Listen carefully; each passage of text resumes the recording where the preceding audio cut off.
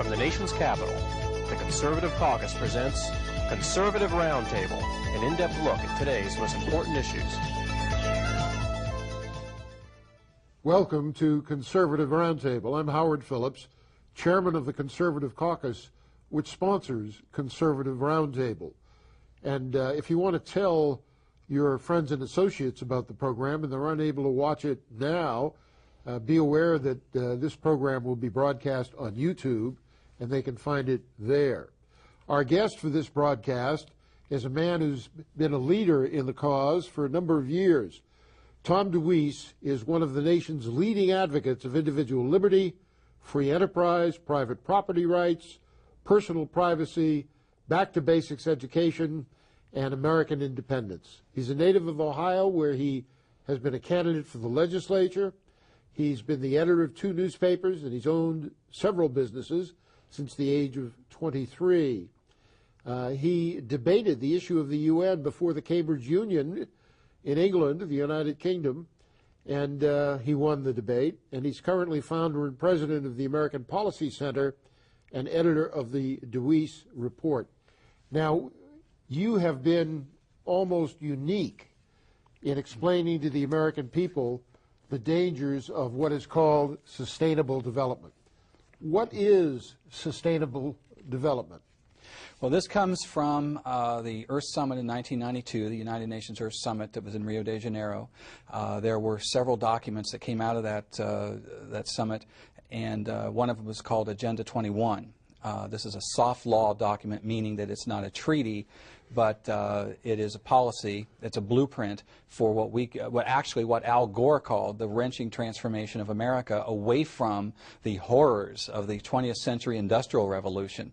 What it really is a blueprint for top-down control of every aspect of our lives. They use the environment as the excuse that, of course, we've heard many, many times for the whole global warming issue, that we only have one planet, and so we've got to protect it no matter what. Environmentalism has replaced communism as the principal threat to American liberty. Well, it really came down to this. As the communists tried and tried and tried through the Cold War and other times to get us to give up our liberties to the wisdom of Karl Marx. Americans rejected that, didn't do it. They needed something to get us to give up those liberties, some major issue. They came up with environmental Armageddon. And from that point forward, they got Americans throwing their liberties on the bonfire like a good old-fashioned book burning. And that's what sustainable development is. It's a blueprint on how to do that. And again, the logo of sustainable development has what we call the 3 E's. You have interlocking circles on your sustainable development brochure, and those 3 E's are? Social equity, economic prosperity, and ecological integrity. Breaking those down, you will find that sustainable development involves every aspect of your life. Social equity plank. How does it do that? Well, as you go through it, a lot of people think it's just about conservation and development, and just about good ideas in your community and how to develop it. But the social equity plank, particularly, is the most dangerous, the most effective of this. Another term for social equity is social justice, a term coined by Karl Marx. And just to give you an example of what they mean by social justice, it is, according to sustainabilist literature, it is a social injustice for a country to have borders. Does that sound familiar? Well, they've succeeded so far, haven't they? We contend that almost every issue that we are fighting today, whether it's Obamacare, illegal immigration, the Fed, on and on and on, has its roots going back to Agenda 21 and Sustainable Development. And I mean, this is the blueprint on how they want to impose those ideas. It is, for example, a social injustice to own private property. Why? Because some people earn profits from and create wealth from private property, and not everybody does. So that's a social injustice. It's a social injustice to have bosses in a business. That it's, and this is right out of the, I mean, when I was in college campuses fighting the Young Socialist Alliance, we had this debate with them about businesses that all the workers should be the bosses. And I thought it was nuts then. Now it's in sustainable development. It's like electing the leaders of a military unit bottom up instead of top down. Sure. People don't know what they're doing. Nobody has a stake in it. Nobody cares whether it's run or, good or bad, and that's what they have. So social justice and social equity is the plank that affects every aspect of our lives. And the economic prosperity plank, you hear today, everything is going green, going green. All these corporations are talking about going green. This is the economic prosperity plank of sustainable development. The root of that plank is a term called public-private partnerships. And you have really a lot of organizations that ought to be fighting this policy that are supporting it because of that plank, because of public-private partnerships. They say it's free enterprise. It's a way to go in. Sounds like fascism to me. Well, it's right out of the Mussolini playbook. But they argue that it is using the genius of the private sector, using the money of the private sector to help build infrastructure, keeps taxes down, keeps down the size of business or of government. Well, the fact of the matter is, as you say, it's fascism, it's government-sanctioned monopolies. You have certain corporations that get all kinds of perks, if they join the club. And that's why you have companies like General Electric and Sylvania that used their partnership with government to pass legislation to ban their own product, an incandescent light bulb. Why? Because they're selling that for 65 cents, and they're selling these new green bulbs for $3. This is how it works. This is what they do. The Trans-Texas Corridor was a public-private partnership. There were guarantees. This is a component of the proposed North American Union. Yes, absolutely. And Sintra was promised return on its investment. Spanish company. The Spanish company that was going to build it. And they were promised, they had non-compete clauses, so even the state of Texas couldn't compete with it. This is the economic plank of sustainable development. It's not free enterprise, as you say, it's fascism. And then, of course, ecological integrity is the excuse for it all. We wouldn't listen to all the wisdom of Karl Marx in the Cold War. We rejected it. And the communists had to find a way for us to accept it. And what they came up with was environmental Armageddon. If we don't save the planet, we have nowhere to go. We're all going to die. And so all of these policies came together.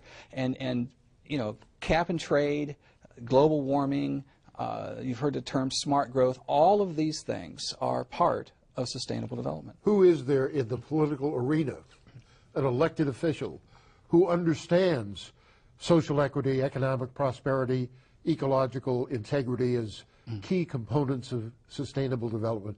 Who is there who is heeding your warnings and expressing concern and providing roadblocks to the implementation of this leftist, environmentalist agenda? That is a very good question, and the answer to that is nobody. I work with some state legislators. We have them in our conferences. I know they know the issue, but there is not a single elected official at any level of government, from city council to Congress to president, that is using the term sustainable development. Is there any U.S. senator with whom you have spent time briefing the man or woman about this issue? Well, we're actually now working more in the state legislatures and taking it to them, and we're beginning to make some progress on that.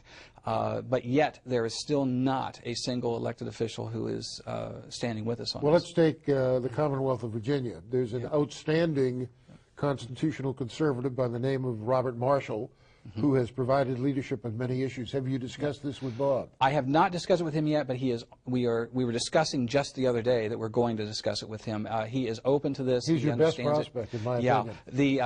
This issue, I'm working with some other people on it. There was a Tea Party rally in Richmond a few weeks back, Yes.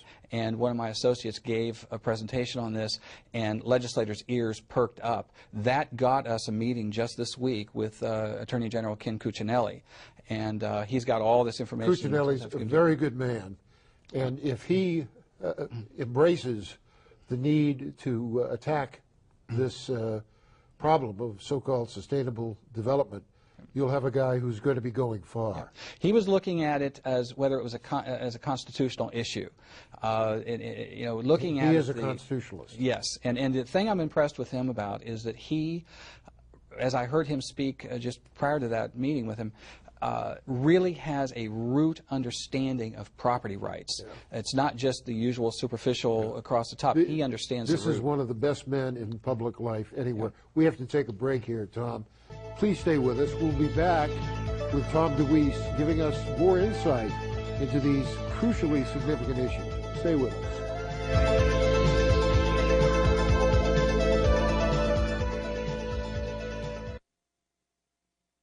You are a defender of liberty.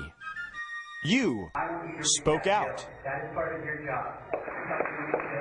You were heard in Congress. No. You marched. You created a new movement. You endured attacks. You see folks waving tea bags around. Now you can help to Repeal the bill. go to sendthematmessage.com. Print the pledge to repeal Obamacare. Send it to your representative, senators, and candidates to sign that they pledge to Repeal the bill! Repeal the bill! Repeal the bill. Repeal the bill. Repeal the bill. Repeal the bill. Repeal the bill. Repeal the bill. Repeal the bill! Now! go to sendthematmessage.com and help. Repeal the bill.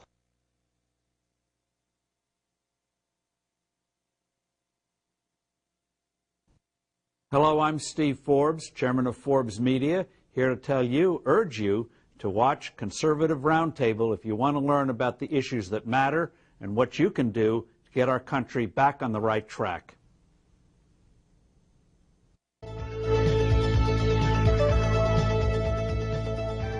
Welcome back. I'm here with Tom DeWeese. I'm Howard Phillips, chairman of the Conservative Caucus. Tom, you have written this, quote, "The term sustainable development was born in the pages of, quote, Our Common Future, unquote, the official report of the 1987 United Nations World Commission on Environment and Development, authored by Gro Harlem Brundtland, vice president of the World Socialist Party. For the first time, the environment was tied to the tried and true socialist goals of international redistribution of wealth." What else can you tell us about the role being played by the United Nations in pushing sustainable development? Well, it's the center. What you have are thousands of non-governmental organizations, NGOs, that meet under the auspices of the United Nations, and they create documents, and those documents eventually make their way through the system to become treaties, or in the case of Agenda 21, a soft law policy. And then you get you know, these huge meetings with international leaders there, presidents and leaders of other countries, and they sign on to these documents, they accept them, and then the other thing that happens, those NGOs working in each country know what's in those documents, know what the goal is, what the agenda is, and they begin working in the Congress, in the legislatures, in the local communities to pressure and force these policies into place. If my memory is correct, John Bolton was at one point our ambassador to the UN. He's played a prominent role in U.S. foreign policy and Republican administrations. Have you ever been able to sit down with Bolton and explain these issues to him? I have not, no. I think he'd be a good target. He's now talking about running for the presidency. Excellent. And I'm not a neocon. I don't think we should be in Afghanistan or in other places where we've been misspending our defense dollars that should be spent on rebuilding our Navy and Air Force. But he is a good man in many ways, and I think if he fully understood this, because of his UN experience, properly motivated, he could accomplish a good deal. Yeah. It is, as I said, it is something that is starting to catch on. I think because it's one of those kind of things that was creeping along underneath the surface, and people weren't aware of what it was. They are very clever in the way they word things. They're very careful to use existing infrastructure that's there and just kind of usurp it for what they want to do. And people were caught unaware. Where we have been working over the last several years has been in the West, the ranchers, the farmers, the timber industry, the mining industry. These folks knew what this was about and learned how to fight back, and they were pushed against the wall. They had nowhere else to go, and so they've learned to push back. But in the cities, it crept up and people really weren't aware of what was happening.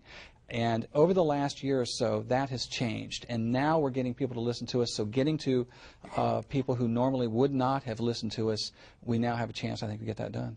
Well, if you could get one of the Republican leaders in the House, maybe the chairman of a committee or subcommittee, to embrace the issue and share it with his colleagues, it could make a big difference. Yeah, and we're actually beginning to put pressure as we can on elected officials we've worked with who still, as I said before, don't even use this term, and they always want to play the word game. They'll call it something else. As soon as you do that, you've fallen into their trap. Yeah. And if we can get them to talk about this, yeah, and I mean, sustainable development is the biggest euphemism of them all. What it really means is locked away resources. And if we can get these elected officials to start using the term Sustainable Development Agenda 21 in a negative way, then they will quit telling. So people will quit saying, I have a tinfoil hat on, that this is all a conspiracy theory, and they will begin to take it seriously, and I think we're getting close to that. Well, there are some real conspiracies, yep. And very few things happen by accident. Yep. Now, one of the questions you answer is what kind of political groups promote this internationally? And you say at the top of the heap is the UN Environmental Program, UNEP, created in 1973 by the UN General Assembly. This is the catalyst through which the global environmental agenda is implemented. Virtually all of the international environmental programs and policy changes that have occurred globally during the past 3 decades are the result of UNEP efforts. But the UNEP doesn't operate on its own, you say. Influencing it and helping to write policy are thousands of NGOs, non-governmental organizations. Yeah, and the one that is probably the most dangerous in the United States right now is an organization called ICLEI, the International Council for Local Environmental Initiatives. And they helped write Agenda 21 back in 1992. They're an international NGO organization, and their job now is to go into communities around the world, particularly in the United States. Over 600 American communities are paying dues to ICLEI. Is there a particular person who is recognized as the leader of ICLEI? Nope, they are just down under the surface. It's not. It's just kind of hidden. But they come into the community. The community pays them dues. They bring in programs to the words they use. The goal is to cut the carbon footprint of the community. It all goes back to global warming. Does George Soros have any role to play in any of this? He's certainly funding a lot of this in the background. Yeah, but this organization. Your city council are paying dues to them, your tax dollars. They come in, they set up these programs, and what happens then is they set up non-elected boards, councils, regional governments. You will have councils on historic preservation. You will have councils on water use, development in the community. And you go to your city council saying, hey, this policy is affecting my property. City council sits there and looks at you with a stonewall blank look on their face and won't even respond to you. You have your 2 minutes, time's up, go. They don't even respond to you. Why? Because these councils, non-elected to anyone, not answerable to anyone, are making these policies, and they're dictating now to city council once they've established them. This is the definition of a little Soviet. And as I've said in some other things I've written, the Tea Party movement, the people who are out now in the streets who are protesting the Fed, they're protesting Obamacare, they're protesting gun control, they're protesting abortion, whatever the case may be, they cannot restore the republic while their community is being turned into a little Soviet. Well, this is what the Great Society was all about. That's what the community action agencies were. When I was director of OEO, the agency, spending billions of dollars, had 10,000 NGOs which funded 500,000 full-time left-wing activists. The entire left-wing agenda was being subsidized by Lyndon Johnson's Great Society. One of the reasons I left the Republican Party in 1974 was because the Nixon administration not only failed to back me up in closing these things down, they actually doubled the money for them. And so it's not a Republican versus Democrat issue. It's a question of the so-called conservatives just living with the agenda, the institutions of the radical left.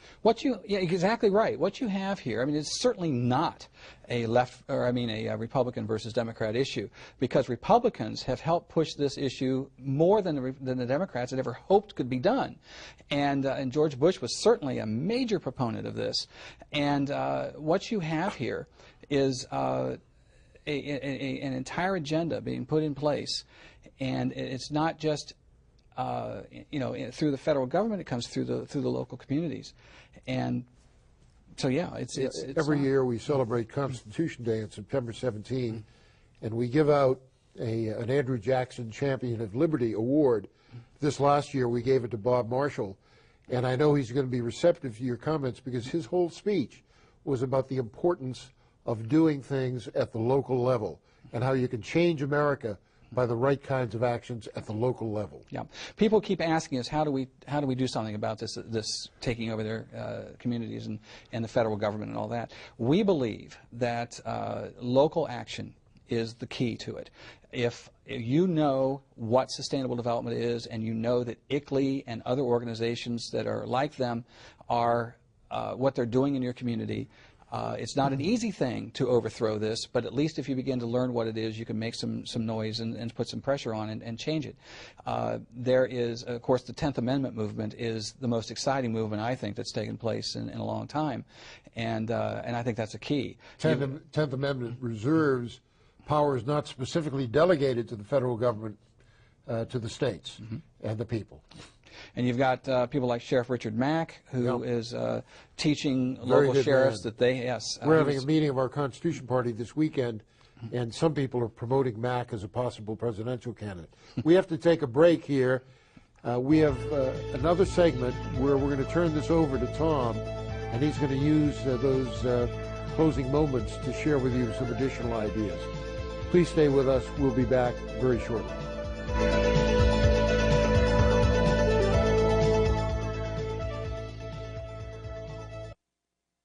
Hey, listen, this is the greatest thing. I want to tell you something. Something's happening in this country. And I want to tell you, look around my friends here. My friends here in Washington, come over here. See all these great people? These great folks are here because they want to take the country back to the direction of the Founding Fathers and stop all this nonsense that's going on, and stop this, this immersion into socialism, which is happening. We've got to stop it. And every day we're losing a little bit of our freedom. But the answer is that the individual citizens can make a difference. They can walk through these houses of Congress. They can look their congressman in the eye and say, hey, vote this bill down. Get rid of it. We got a lot of work to do. And the first thing we have to do is get rid of the garbage and the attacks on our freedoms. This is it. So anyway, that's what these guys are doing here today to do. Yes! And I say, all of you guys out there, within the sound of my voice and the visual that this great gentleman has created, get down here and do your responsible citizenship by going and seeing your representatives and telling them, what you want, because this is your house. It's not their house. Yeah. Get in there and tell them what to do, and let's begin cleaning this country up. A big mess has been created in only a year's time, in 9 months' time, really. A big mess we have to recover from. We got to start work. We got to throw some people out. So anyway, I love this country. I love you. Go do your job. Thank you for your help. Thank you.